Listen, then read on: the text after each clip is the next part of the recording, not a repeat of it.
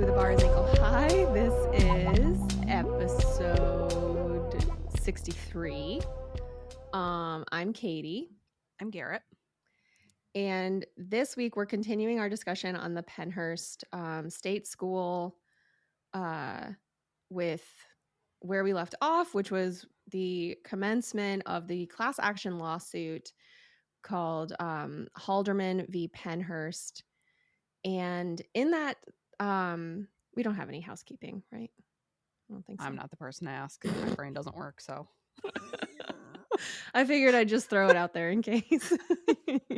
I'm operating at like 5% capacity right now, so.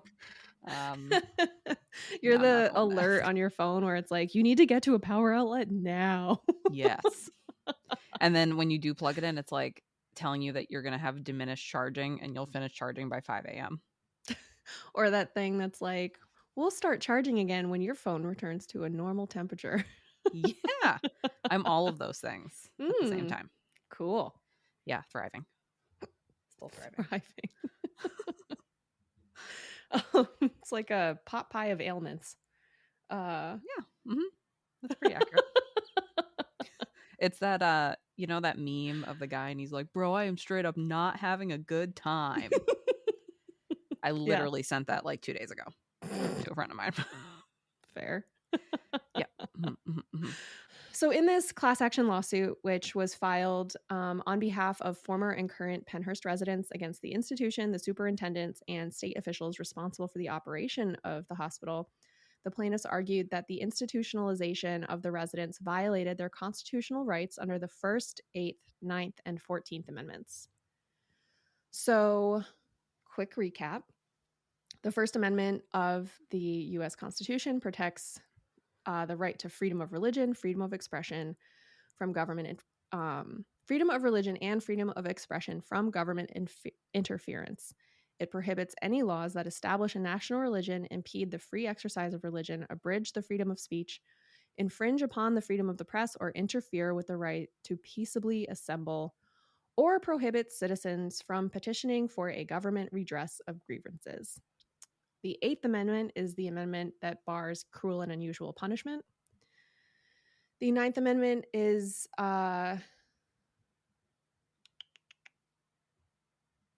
it's like the enumeration clause. So basically it's saying like, just because we didn't specifically say you have this right doesn't mean that you don't have this right. Basically saying like, it's like when you're fighting with your sibling and they're like, well, you didn't say not to touch your blah, blah, blah. Like, I'm not touching you. I'm not touching you. Yeah. The 9th Amendment is the thing that's like, yeah, that's fucking bullshit. No, like just because we didn't say you have the right to like not be harassed while you walk down the street doesn't mean that you don't have that right. Right. And the 14th Amendment is frequently referred to as the Equal Protection Clause. It passed after the U.S. Civil War, but it reads that no state shall make or enforce any law which shall abridge the privileges or immunities of citizens of the United States, nor shall any state deprive a person of life, liberty, or property without due process of law, nor deny any person within its jurisdiction the equal protection of the laws. So when people say, you're violating my due process rights, this is what they're talking about. They're talking about the 14th Amendment. Due process means that you have the right to be heard in court.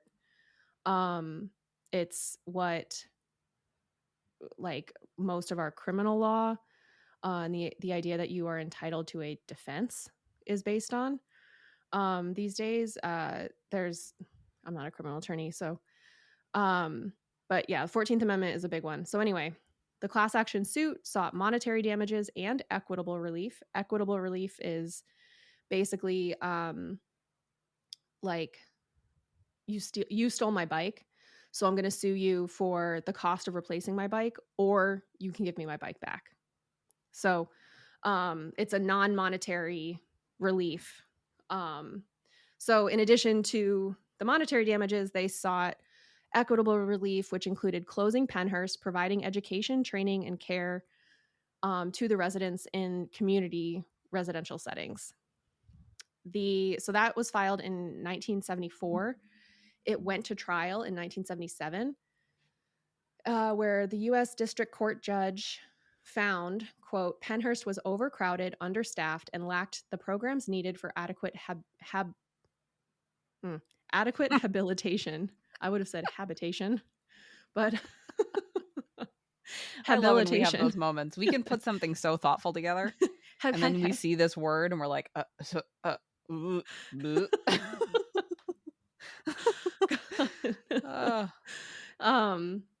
The judge also found various unwarranted forms of restraints, quote, were used as control measures in lieu of adequate staffing, including and all the patients are like, yeah, duh. Yeah, including seclusion rooms, physical restraints, and psychotropic drugs. The physical environment was found to be, quote, hazardous to the residents, both physically and psychologically, to the extent that it was, quote, not only not conducive to learning new skills, but is so poor that it contributes to losing skills already learned, unquote. Residents were found to have been subject to abuse by both other residents and staff. The judge ruled in the plaintiff's favor. In a wide-ranging opinion, he found the residents of Pennhurst had 3 distinct sets of constitutional rights. First, the right to habilitation, citing the Due Process Amendment, the right to be free from cruel and unusual punishment, and cases such as blah, blah, blah, blah, blah, which included the Willowbrook case. Oh, interesting. The judge held that once admitted to a state facility, the residents have a constitutional right to be provided with minimally adequate habilitation under the least restrictive conditions consistent with the purpose of the commitment. The second constitutional right that Judge Broderick found was that the residents had the right to be free from harm, citing the 8th and 14th Amendments again, as well as cases such as Willowbrook. He held that the residents of Pennhurst had the constitutional right to be free from physical harm, which would mean that the hospital, Pennhurst, had an affirmative duty to protect residents from being harmed by other patients or by being harmed by other staff members.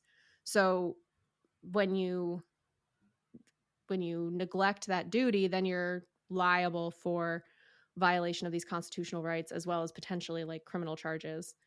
And the third constitutional right that Judge Broderick found the residents of Pennhurst had was the right to non-discriminatory habilitation.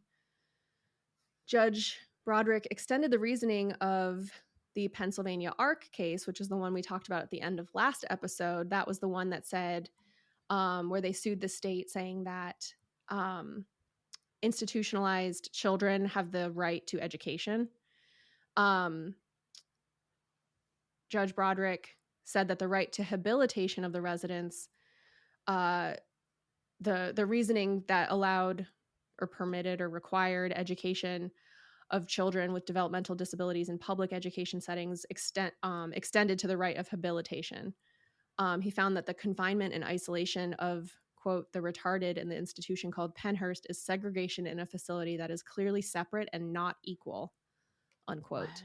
Wow. Like the timing of this in relation to like civil rights too is it's just like it's just very interesting. Yeah, the timing of this, and it's interesting. I mean, we live in a very changeable time right now, but like this is another time period where things were like rapidly evolving. Like it's crazy that there had to be, this is like a federal court decision where they're like, hey, if someone's in your institution, you have to take care of them.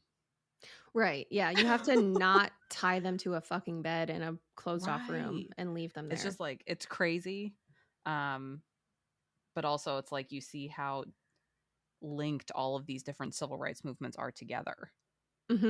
Yeah, absolutely. Like you definitely can't have one without the other because they wind up using a lot of the same arguments and language. So they're all so intrinsically tied together. Well, and that's, I think, I was never a huge fan of constitutional law just because it's such dense material.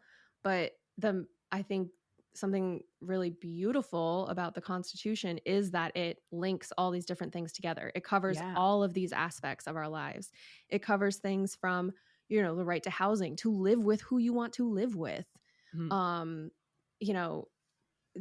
things like Loving, like Yeah. US v. Loving or Texas v. Loving, whatever that case is.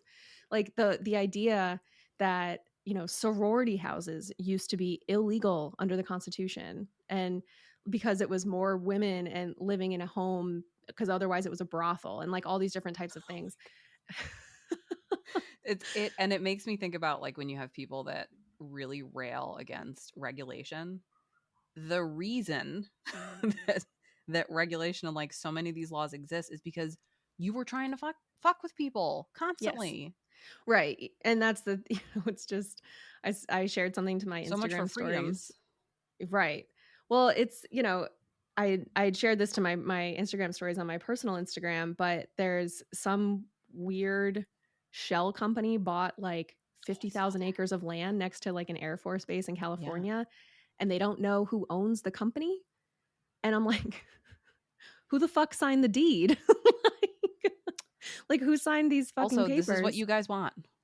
Well, and that's You just want it. And I'm companies to be like, able to do all this shit. Guess so what? are we good with regulating corporations now? Because like this is fucking crazy. And I deal with it all the time. I mean, I work in the insurance world, and I deal with so many different companies that are all pointing linked to each other and are Yes. all like owned by so and so by so and so. And, it'd be like you, me, Peaky, and your spouse, we all own 5 different companies together, but which 2 of us own each of those companies like varies.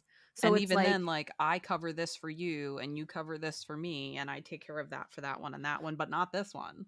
It's just exactly, like absurd. I'll do your payroll, you do my payroll, but I'm gonna be on site directing that employee that you're paying, even though you're not their employer really. And And you it's have just, different like tiers of employees, so I'll cover this kind of employee, and somebody else can cover that employee. Yeah, it's so like I see this kind of shit all the time, but it's that right. sort of thing where it's like, look, I understand that people don't want to pay taxes. I get it. However, if we could stop making corporations tax shelters for the rich, then perhaps they wouldn't be buying all this fucking land next to an Air Force base, to the point where like the Department of Homeland Security is like, we're worried about who just bought all this fucking land. Yeah. Like That's cute. Yeah, That's right. cute that you're worried about that. Right. So anyway, guess what? I've been paying more taxes than that company I know, right? for my whole life. Fucking taxes. I wouldn't mind if, we had single payer healthcare and universal paid family leave that was mandatory for all workers, regardless of where they work or who they work for. Yeah, I mean, I have no problem paying taxes. My problem is I know that there are plenty of companies and billionaires that are not. There it is. Yeah. I'll continue to pay my taxes. That's the thing. It's not about equality. It's about equity. Like, what is fair? Right. Anyway, yeah. So anyway, well, it's not, but one of them. He said that the segregation in Pennhurst is separate and not equal.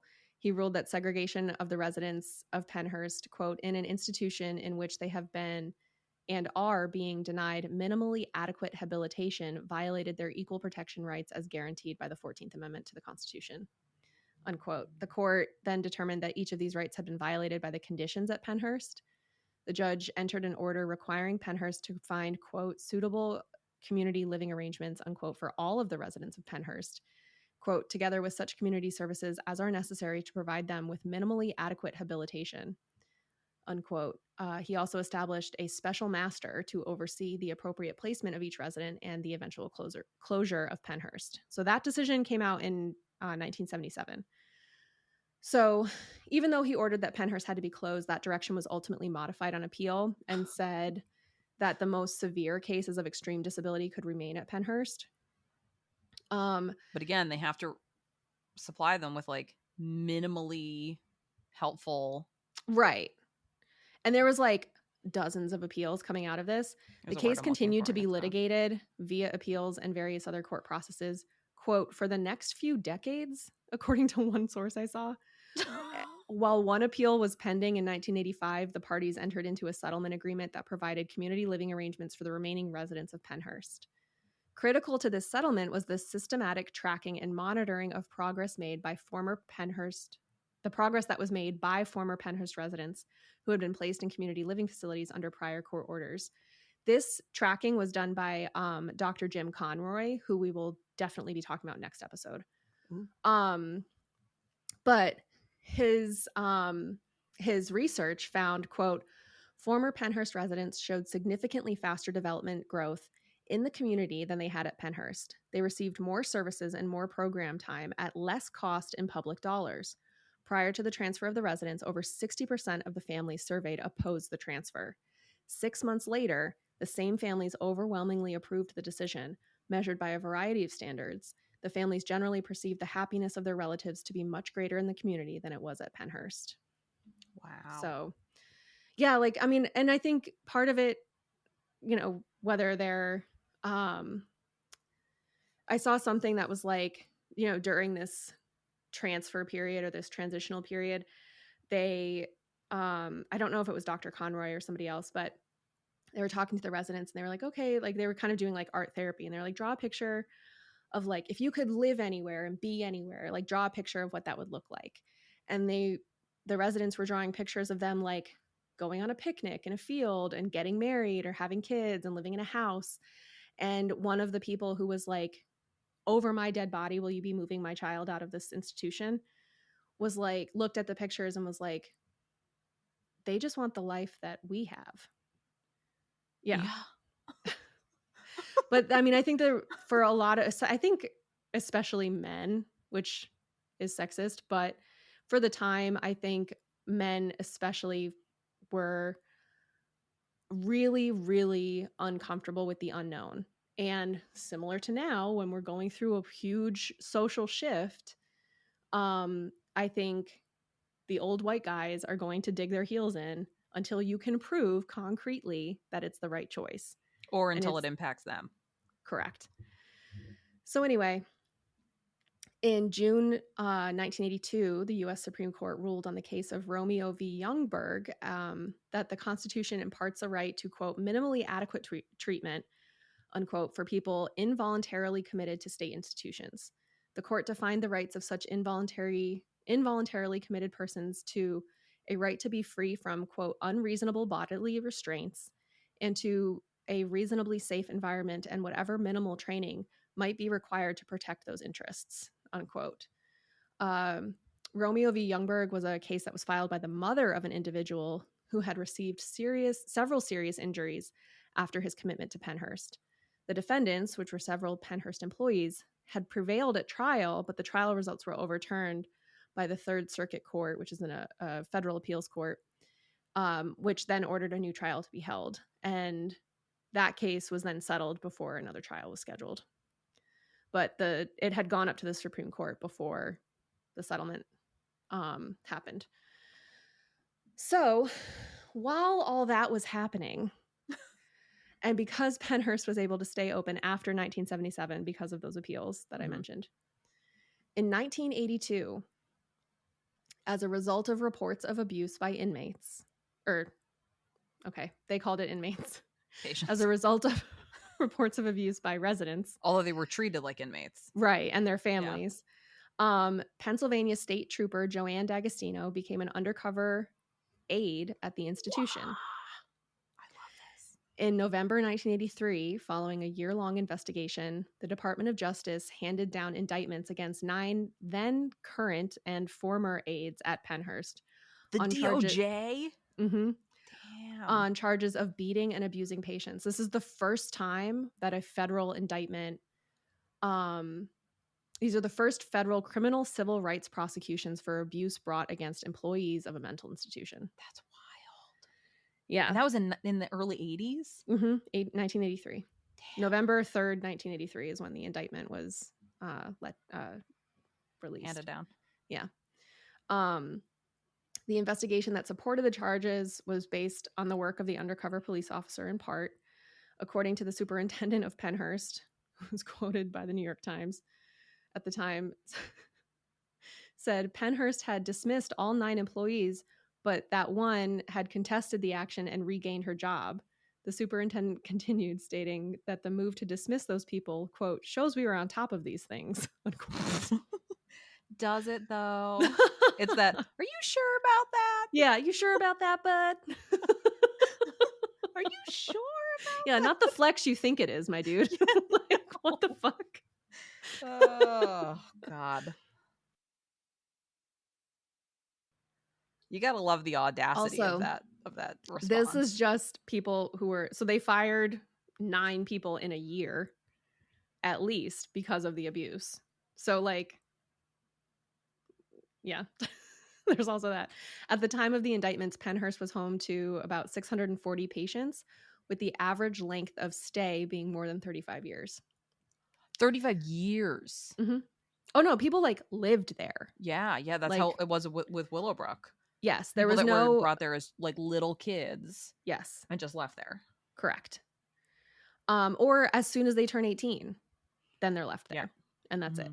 So, according to the Department of Justice, 90% of the patients at the time had IQs below 35. 10% were over 62 years old. 20% were blind or visually impaired. And 20% were confined to wheelchairs or had other mobility issues affecting their ability to walk. So, the defendants were Debbie Balinsky of Phoenixville, Pennsylvania, who was 26 and was accused of causing one patient to beat and physically abuse another patient. Marcia Conrad of Schwenksville, Pennsylvania, was 27 and was accused of assaulting and injuring a patient. Gregory Derricks of Spring City, Pennsylvania, was 25 and was accused of 2 counts of physically abusing 2 patients. Hastings Dice of Schwenksville, PA, was 43 years old and was accused of 10 counts of beating 9 patients. He was later convicted of, he was later convicted of 7 counts, appealed, and that appeal was denied. The conviction was affirmed. Kevin Peace of Pottstown, PA, was 23 and was accused of 3 counts of beating one patient and slapping and physically abusing another. Cecil Snell Jr. of Pottstown, PA, was 22 and accused of 2 counts of beating and assaulting patients in wheelchairs. Margaret Wysanewski of Phoenixville, PA, was 52 years old and accused of assaulting a patient. And that's the one who was still employed by Pennhurst at the time of the indictment. And Harold Yost of Pottstown, PA, was 46 years old and accused of 2 counts of assaulting and beating patients. The max penalty for each violation was $1,000 and 1 year in jail per charge under 18 USC Section 242, if anybody cares. You can tell where I added stuff in because I thought you'd ask me a question. That's what I do with my notes. Sometimes I'm like, nope, I don't know, Katie. I don't know why or how. Oh, God. That's funny. So what really struck me is the age ranges of these people. Yeah. I'm surprised how young some of them were. Yes. And you think about how many hundreds of employees in the past got away with shit that they did that was this bad or worse. And it's also that thing of like, if you're young, I can almost understand why you would be so overwhelmed that you would resort to beating somebody. Not that I am excusing it in any way, shape, or form, but I can understand how you could get overwhelmed. Especially when you have somebody in their 50s who's been there for how long doing the same thing or telling you how to handle things. Which, happens with corrections officers and cops and shit. So it's like the same kind of toxic work environment, basically. Bad barrel. So as a result of her testimony before the grand jury, the federal grand jury, in the Eastern District of Pennsylvania, her being the undercover cop, Joanne D'Agostino, several Pennhurst employees were indicted, including Dice and Cecil Snell. Snell pleaded guilty and testified at Dice's trial for the government. So this is on such appeal, a juicy case. I know. Dice's appeal, he was appealing the conviction, saying like they didn't have enough proof, and basically the appellate court was like, no, they did. Nice try. Yeah, like, cause it was like basically this like technicality of like, because he was almost like trying to make it this like amorphous argument where like, well, civil rights can't really be defined. It's like, buddy, you're beating people, like, dude. Anyway. You're targeting people in wheelchairs. I couldn't figure out what happened to the other accused people besides Dyson Snell. Hopefully butthole So spiders. I don't like I was trying to like Google it really quickly, but like beyond paying for like a background check from like a shady website, I was No. yeah, I was like, it's just not that big of There a are deal. limits to how far the bar's ankle high will go, and paying for background checks is on that list. Yeah, it's not that important to me. It was like the kind of thing where I was like, maybe I'll just text Garrett for their New York Times login and like see if I can get into the archives, but not even anything else was coming up on Google. Because I found an archived New York Times article that was like digitized and fine. And then same thing with Washington Post and all that. They probably became corrections officers after that. Like we found a different population to beat and abuse. As I was saying, I was trying to figure out, what happened to the other defendants and people who were charged, and I just couldn't figure it out. I did see some sources say that they were convicted, but they weren't newspaper sources. And so I'm not sure that those sources knew the difference between an indictment and a conviction. That's reasonable. Yeah. So for those who don't know, in the U.S., an indictment is when a grand jury is presented with the state's evidence only and determines, based on that evidence, if there is enough proof that the accused did the crime. There's a lower standard of proof. Normally in criminal cases, the standard of proof is, quote, beyond a reasonable doubt. For grand jury, though, the standard of proof is preponderance of the evidence, which could like truly boil down to more likely than not. Theoretically, it could be a coin flip. Right, because they're just saying like, yeah, this could be a case. Right, and they're only looking at the prosecution's side of the argument. Right. The defendant is not permitted to. The defendant can be present, and their attorney can be present during the grand jury, usually, unless it's like a sealed thing. But the defendant is not allowed to testify. They're not allowed to present any evidence or any witnesses of their own. Right. So it's only after the grand jury issues an indictment that charges can be formally filed against a defendant. The standards for this, I believe, vary from state to state. I know for sure in New York that you must be indicted by a grand jury to be charged with a felony, but not a misdemeanor. And for our international listeners, I don't know if you guys have felonies. I'm sure there's some sort of differentiation. I just don't know what you guys call it. A misdemeanor is punishable by up to 1 year in jail for each count that you're charged with. A felony is punishable by at least 1 year and 1 day in prison. And that's pretty much how you can tell them apart. What the UK calls what they consider a felony, because I feel like it's some kind of absurd name. Fiddlesticks or something. Ridiculous. A jolly tickler. Please don't write us hate mail. We think it's really funny. It's just a felony. Is it? Yeah. Oh, that's disappointing. I figured if they were still wearing their powdered wigs that there would be some kind of like really fucking funny name for it. I prefer Jolly Tickler, but yeah, me too. That's like when we found out that people from the UK call farts pumps, and we haven't stopped laughing about it since. Call what pumps? Farts. That's ew. No, don't call it that. Well, I will never stop laughing about it, and we will sometimes use it like, it smells like pumps in here. It's very funny. Why do they call it pumps? I don't know. So like, is that song like all the other kids with the pumped up kicks? Oh, they're probably like, ew. They got farty shoes. Fart shoes by Fozzie Bear. Anyway, what a derailment. I feel responsible for that one again. Sorry, my bad. But yeah, so a felony is a bigger deal, basically. A conviction means that after the defendant was charged with a crime, he or she either pled guilty to the charges or it went to trial, and then the judge or the jury found that they committed the crime beyond a reasonable doubt.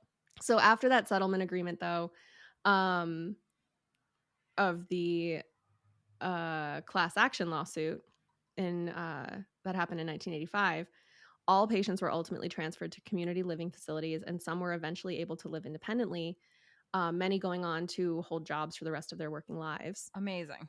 So on Not December amazing, 9th, but like, right. Head shake. Yes, exactly. On December 9th, 1987, one day before I was born, Pennhurst closed permanently. The universe is like, these two things can't exist at the same time. Basically.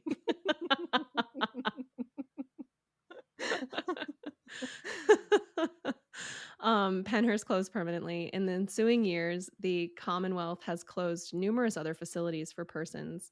Pennsylvania is a Commonwealth, by the way, if you don't know. It has something to do with their government and their constitution. I don't fucking. It's It like doesn't matter. Pennsylvania, Louisiana, and there's another one. Virginia and Massachusetts? Massachusetts. Yeah. Virginia and Massachusetts. Trivia Also, that no one needed. Rhode Island is like a weird thing. Yeah, I think you're right. I don't know what it is, but it's weird. Yeah.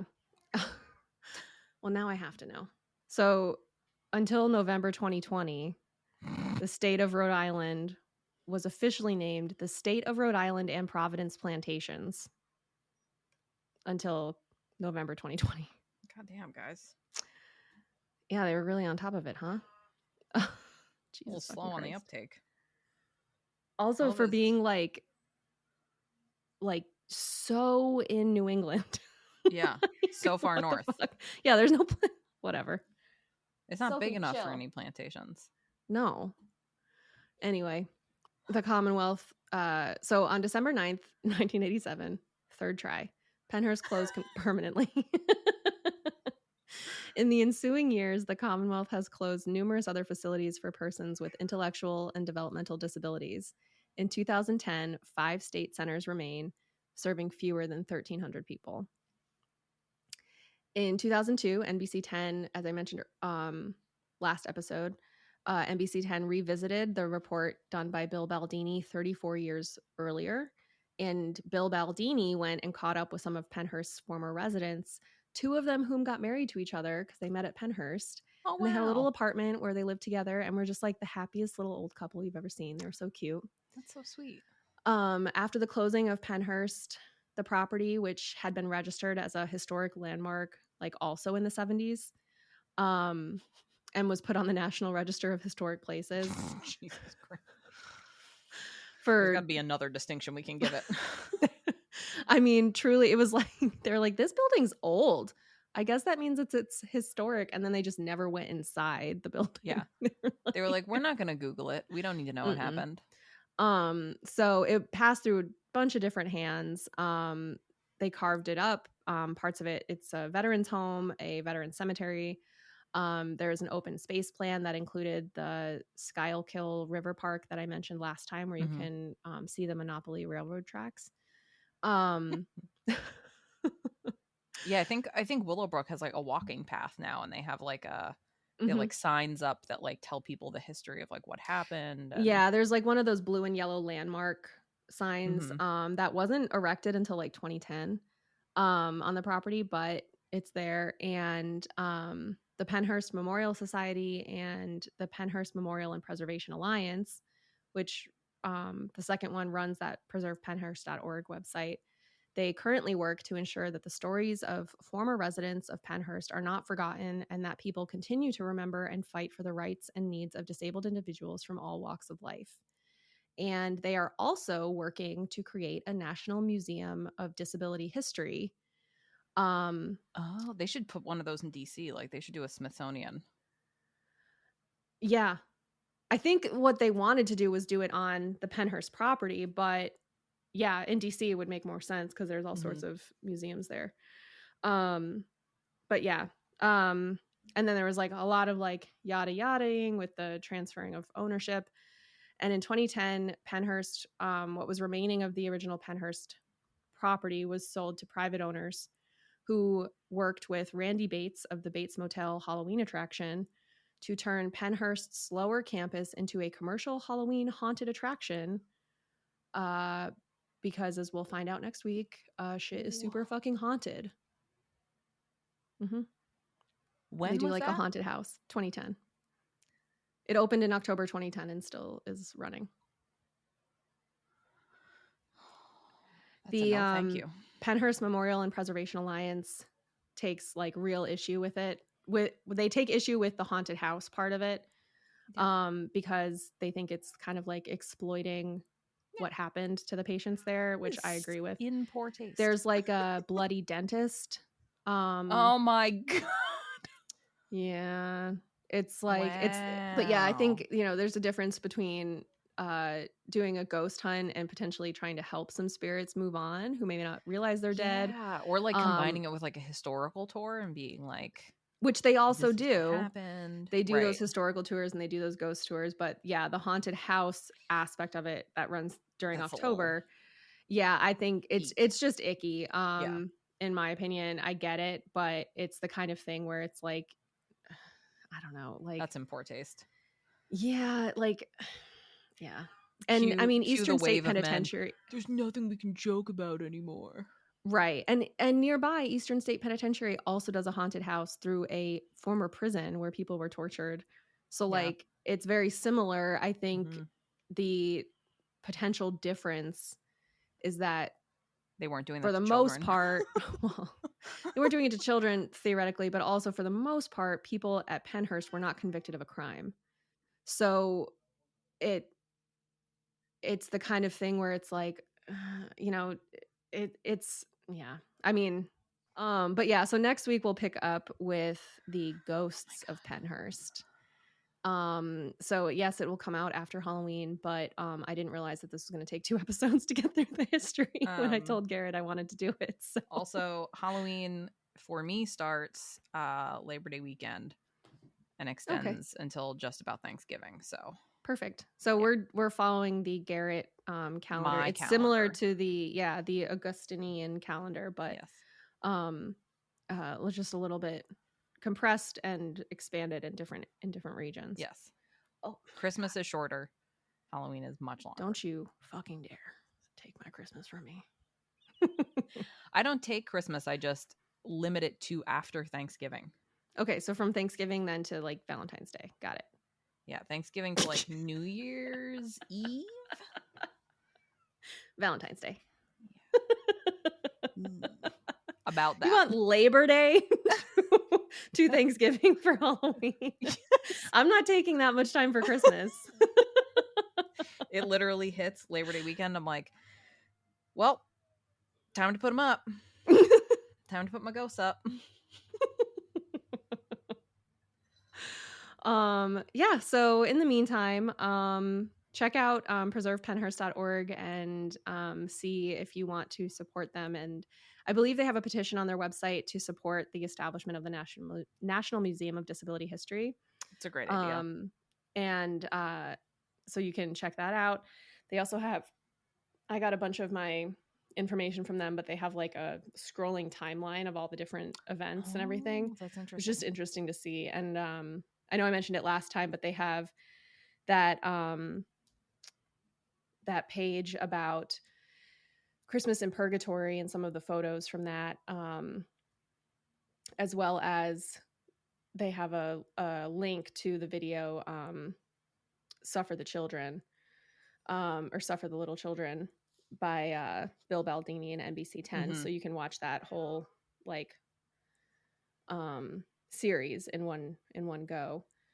But yeah, so check that out, and then we'll be back next week with the ghosts, which is it was a little creepy, I'll be honest. I got a little skeeved out a couple times, so there was some wild stuff. And PK doesn't believe in any of it, so that's no fun. I know, which is also wild because he loves scary movies. Like he loves Annabelle and like The Conjuring and shit. Right. And I was like, wish okay, I could watch them and then immediately erase them from my head. Sophie too.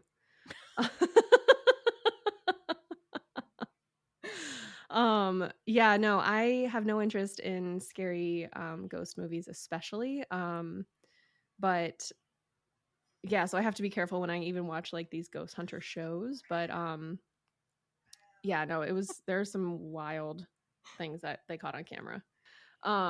So yeah, we'll be here next week. In the meantime, you can follow us on Instagram and Facebook and Threads at The Bar is Ankle High. We have merch at bit.ly/anklehighmerch. You can leave us a 5-star review and share us with your friends and enemies and frenemies. And ghosts. And join our Patreon at patreon.com/thebarisAnkleHigh. Right now, our anklets and limbo champions are getting ad-free episodes while Garrett is on maternity leave. Normally, that's a privilege reserved or a benefit reserved just for our limbo champion subscribers. So now is for sure the time to sign up. And even if you're even if you're not toe rings, but anklets and limbo champs, you normally get great Dysfunction Junction episodes. Yeah, I mean, there is a back catalog of Dysfunction Junctions that are that are really something else. They run Do the you want to learn gamut. about elephant sex toys? Or the beef between or the difference between Bob Barker and Hugh Hefner, or you want to talk about Army Hammer? Oh yeah. Or me holding a very freshly born piglet? Tune in. Or the difference between Hugh Jackman and Gene Hackman. Oh yeah, that was a fun one. That was fun. I was real proud of that concept. We have fun. We did have fun, and we'll I know we just had it now in July as the crow flies, but we'll be having more watch parties, which the more people who attend them, the better. But we get on Discord and share our hot takes, and then once little Blueberry is inoculated, we'll be able to do that so that we're together at least, and we don't have to worry about timing shit and all that. And the watch parties, I feel like coming up on this time of year when we've got Halloween and Christmas, it's the perfect time for watch parties. For sure. Yeah. And somebody requested that we revisit old VH1 MTV dating shows and shit. And that kind of stuff. So maybe that's what we'll do. But yeah. Or if you have a recommendation. Yeah, if you have a recommendation, let us know. Send us an email, thebarisAnkleHigh@gmail.com, or reach out to us on Instagram. That's definitely the best way to help us keep track of what you think. Don't say it to us verbally because we'll forget. All right, we gotta end this episode before my cat murders me. We'll be here next week. In the meantime, check out preservepennhurst.org, and we will see you in a week.